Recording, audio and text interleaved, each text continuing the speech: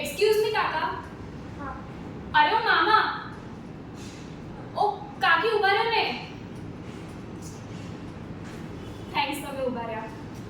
ક્યારની હું આ માણસોને સોરી ટાઈટ ના હોય એવી મશીન્સને ઊભો રાખવાનો પ્રયત્ન કરું છું, પણ કોઈ મારી વાત સાંભળતું જ નથી.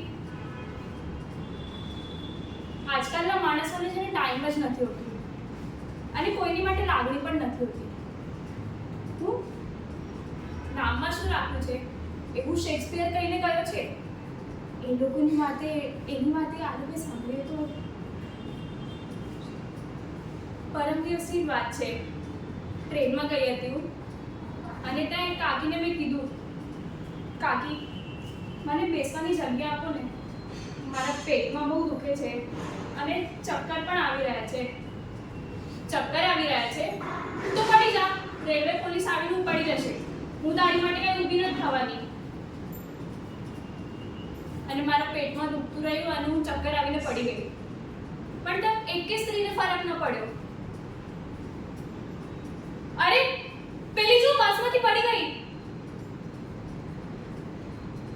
અરે તમે જુઓ છો શું એને ઉપાડો, રિક્ષાને બોલાવો, મદદ કરી આપણે એને. તું કેમ આ બધામાં પડે છે? અહીંયા પોલીસ સ્ટેશન બાજુમાં છે. આપણે મદદ કરવા જશું ને તો આપણે એમાં ચક્કરમાં ફસાઈ જશું.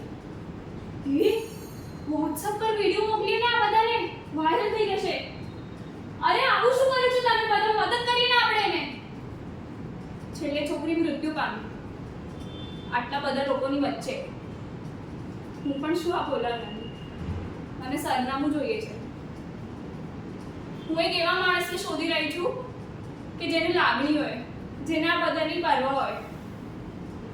તમને મળે તો કહેજો આવું માણસ.